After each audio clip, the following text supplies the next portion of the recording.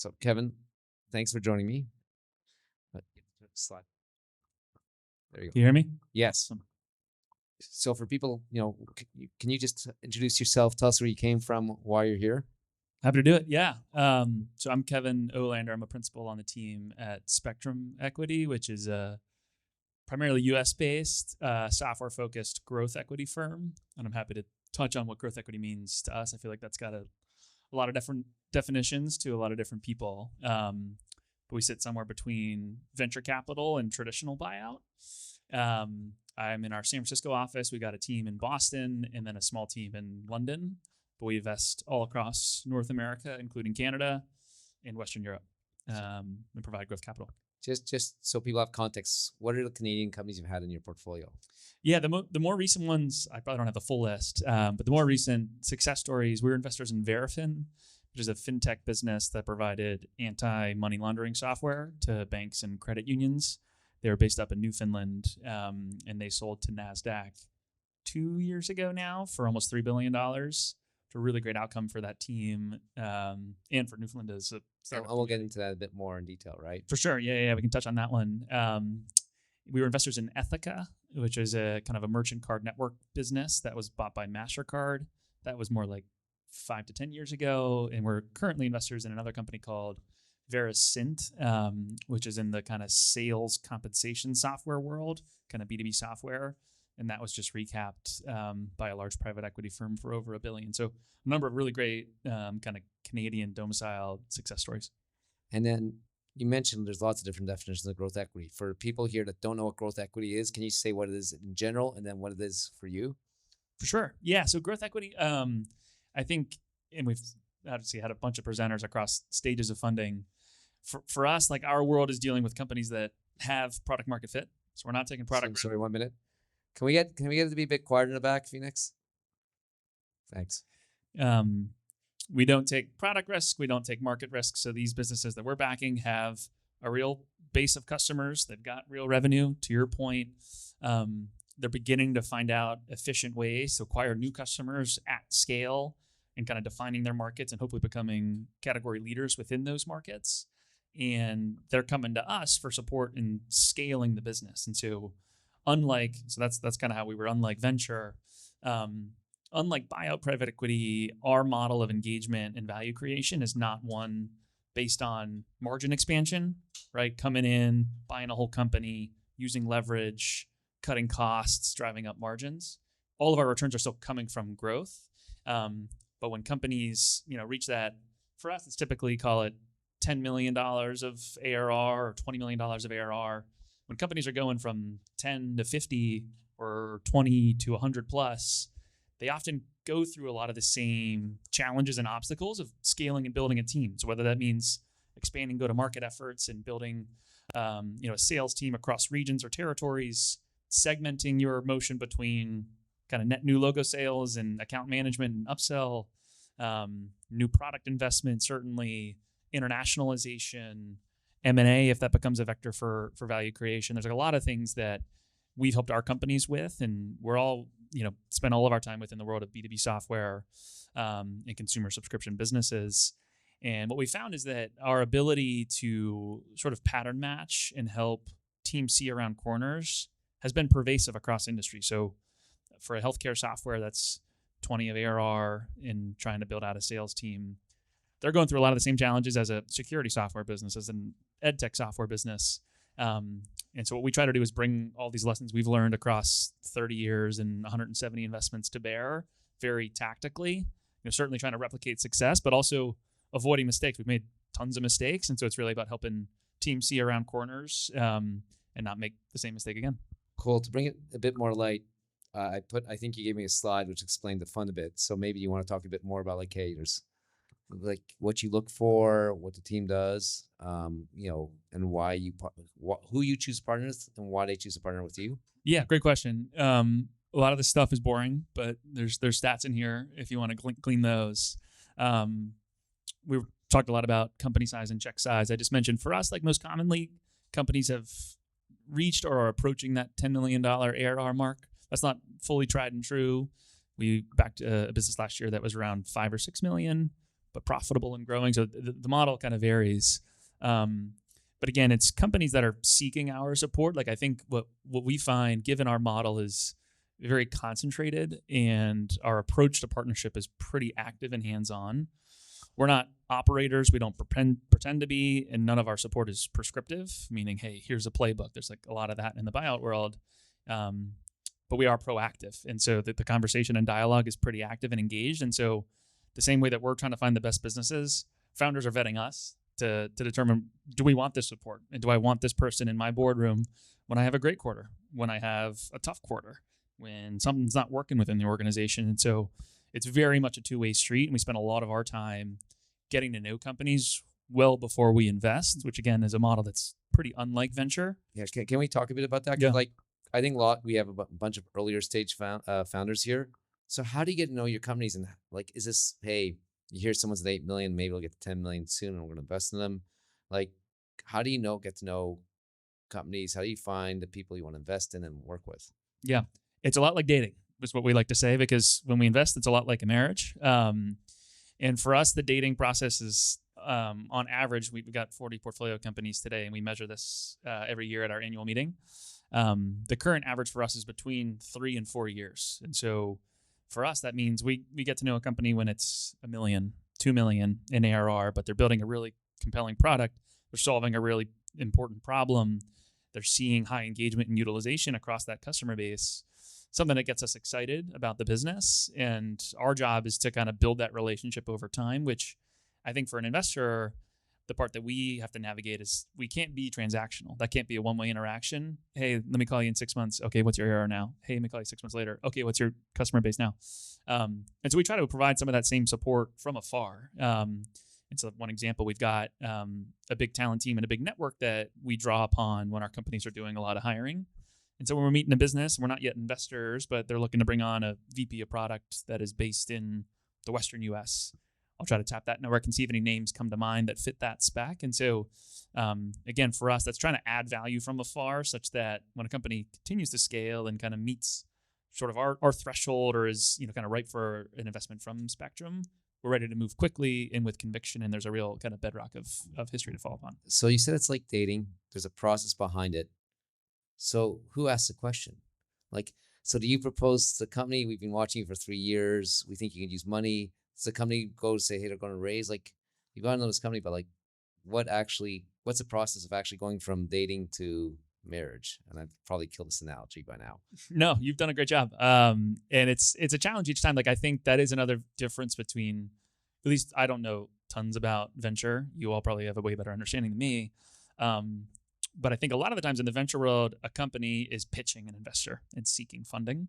For us, given the kind of companies we are targeting, most of them don't need money, right? These are often bootstrapped companies that are either profitable or self-sustaining. And so they don't need our money, and we're really selling them on how we can actually add value and create what we call like that second bite of the apple to be really compelling for everybody and create a ton of equity value creation. And so it's more often us, being the ones to say like, hey, if you are going to bring on a partner, you don't need the primary capital, but here's how we can add value beyond just a check. And so it's typically us that's falling to a knee and proposing with the term sheet.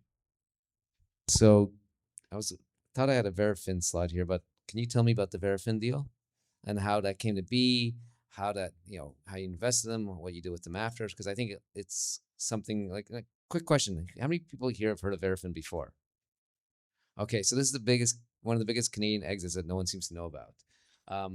So not surprised if Canadians don't know about it. You're based in California. Tell us a story about how your firm found Verafin, why they chose to work with you, and what it was like after, and how typical this is of your experiences. Yeah, it's quite typical, and that's an amazing business and story. And those founders, Jamie King and the team in Newfoundland, deserve a ton of credit for what they built. I think it shares a lot of the kind of characteristics of what we call a typical Spectrum deal. One is a kind of multi-year relationship building process where we got to know that team. It was done by folks in our Boston office, so not myself specifically. But them making several trips up to Newfoundland and navigating all the complexities that come with traveling to Newfoundland, and navigating those climates. You always went in winter, right? Exactly. Yeah. Exclusively winter trips. But they spent a bunch of time getting into that team. It was a company that, again, was profitable, not highly profitable, but cash efficient, self-sustaining, didn't need capital to run the business. And we also leveraged kind of our network of both fintech operators and executives and Canadian operators and executives. Ethica is a good example of the crossroads of those two. Fintech business founded in Canada, where those kind of ex-operators are within our network, and we leverage them to help build those relationships, find companies like Verafin, but then also serve as reference points. Hey, how did Spectrum actually help? Hey, what's it actually like to be in a boardroom when you miss 2 quarters in a row and something's not working on the sales motion? So there's a combination of the relationship building, but then for us, a lot of the thesis work that goes into making an investment like that, again, draws upon what we've learned within the world of financial services and how they were solving a really prevalent issue around fraud and particularly money laundering for banks. I think what was really compelling about that business, and something that we think about in any net new business, is what is truly how you could characterize product level differentiation or IP or moats around a company that isn't just a better mousetrap, isn't just better software with better UI. Like, what is unique and defensible to that business? And what Verafin had that was super kind of visionary for their time is what they called FrameLX.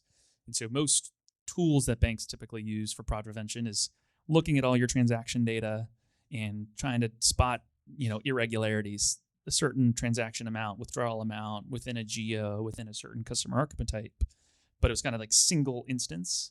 And what Verafin did was they enabled, through their customer base, banks to share their transaction data on a blinded basis, such they could better track funds, right? So if someone withdrew from a certain institution, but then deposited in another institution a week later, and their technology was able to kind of map that transaction flow and provide a much more comprehensive view for potential fraudulent activity.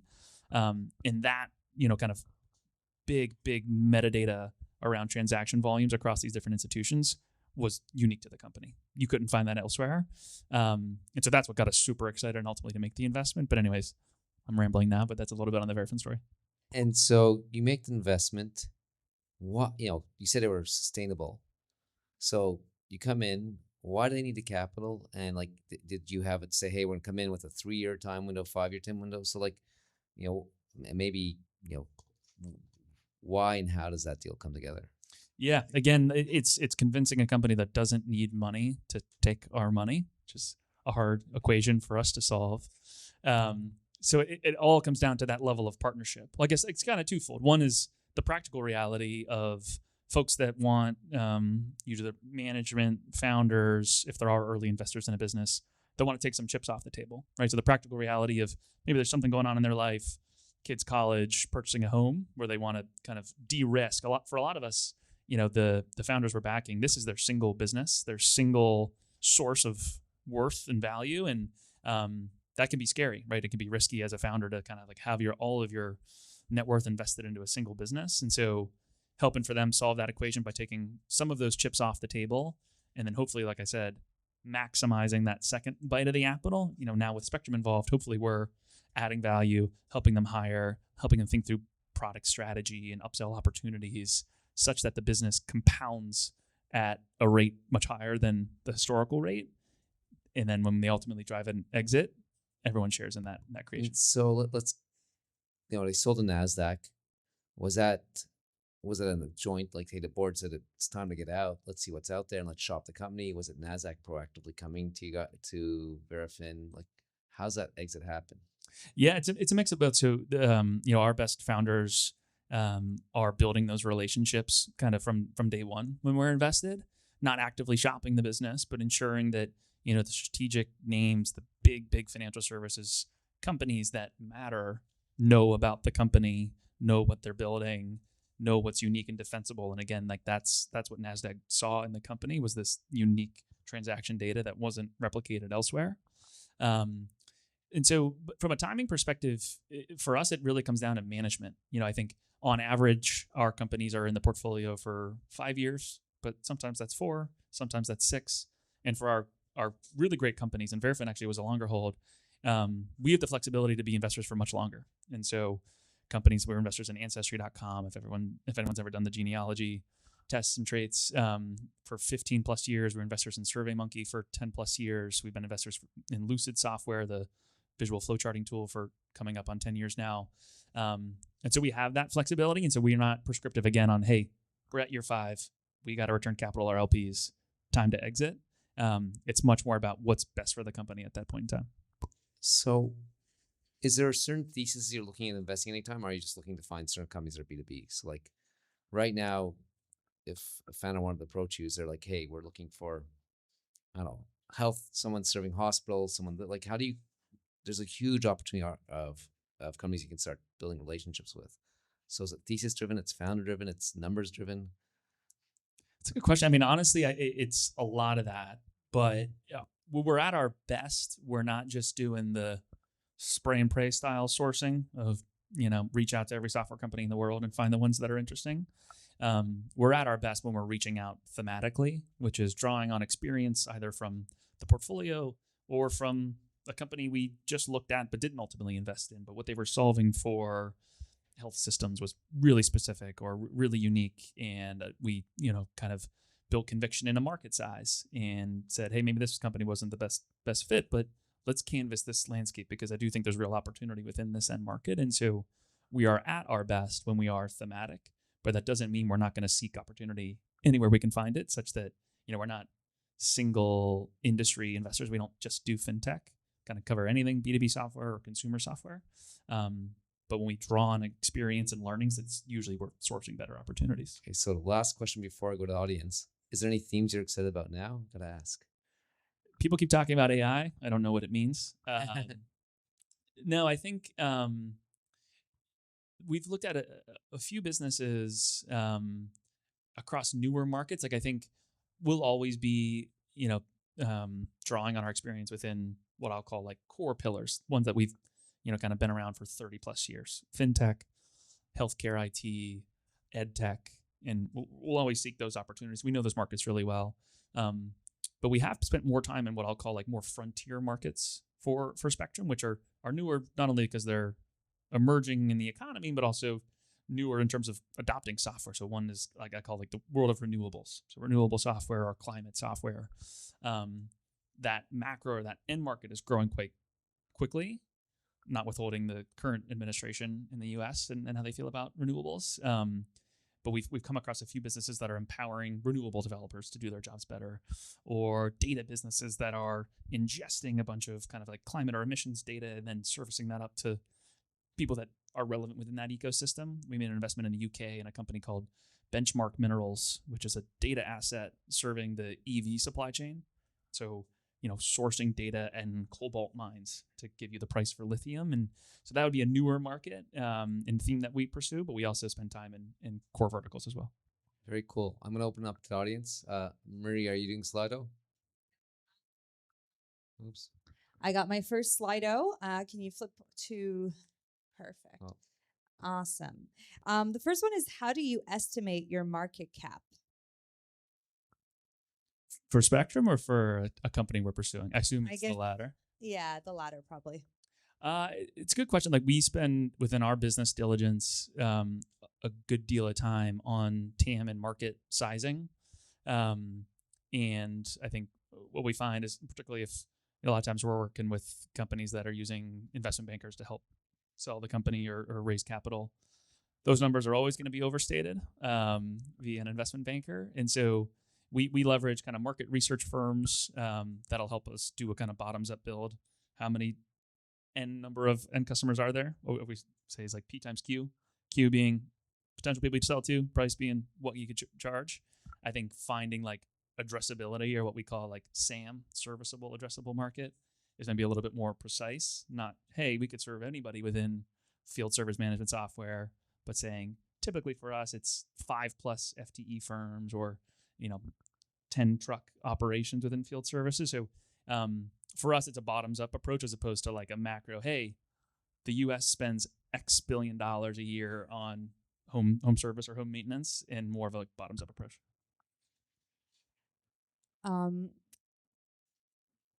I had a question in my mind because we're running out of questions. But oh yes, what is one investment that the team passed on that you wish you didn't? Wow, great question. There have been a couple we've passed on. There have been a couple where we've lost on the margin to another peer firm. We were really close to being an investor in Calendly.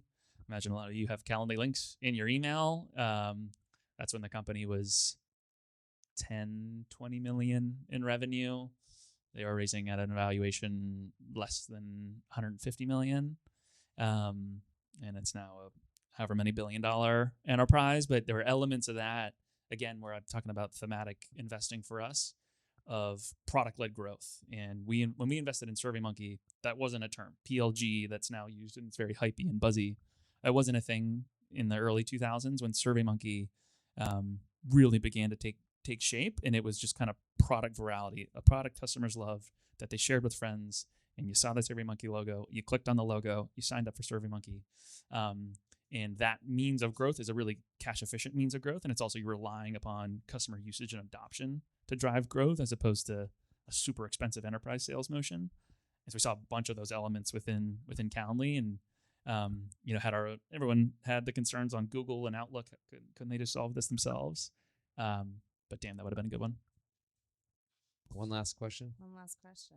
Does anybody else have one that just didn't pull up the Slido? Alex, you always have a good last question. Oh, you have one? No. Okay, I was about to. First, most memorable investment. First investment. Good question. The first investment I worked on was at a firm before Spectrum, and it was into a company called Campus Logic, which sold into the higher ed ecosystem, so colleges and universities. And they solved a pain point around financial aid. So the challenge of getting the funding to attend school.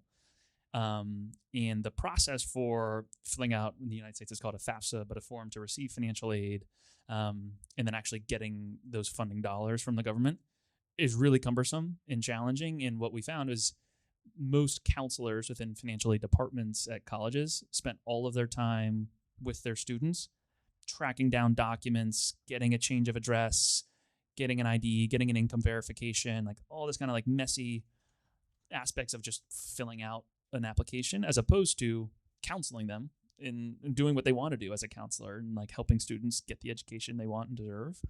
And so Campus Logic was a workflow tool that basically created a TurboTax-like experience for applying for and receiving financial aid. And so vertical SaaS business, really compelling retention, seemingly kind of niche market. And it's not the biggest end market in the world, right? Particularly higher ed in the US and specifically the segments of higher ed that they served. But a company that kind of emerged as a true market leader with real moats around the business and what they had built. And it was acquired after I left the firm, but it was acquired by Ellucian, which is one of the largest higher ed software companies in the world. So that was a really, really fun investment to work on. The founder, Kirk Sporsby, is a really sharp guy and has been a thought partner and colleague of mine or friend of mine in the years since. So that was a fun one. Sure. Biggest loser. Biggest loser. Yeah, hopefully there aren't that many big. I mean, there's a difference. There was a company, and I won't mention it by name, and it was thankfully not an investment we ultimately made, but we're at the 1 inch or 1 yard line in investing in. And again, I think actually this is something that's an important distinction between venture and PE or venture and growth equity. But we do a lot of diligence. We do our business diligence, market diligence, as I was just explaining, accounting diligence, tax diligence, legal diligence, insurance diligence, everything.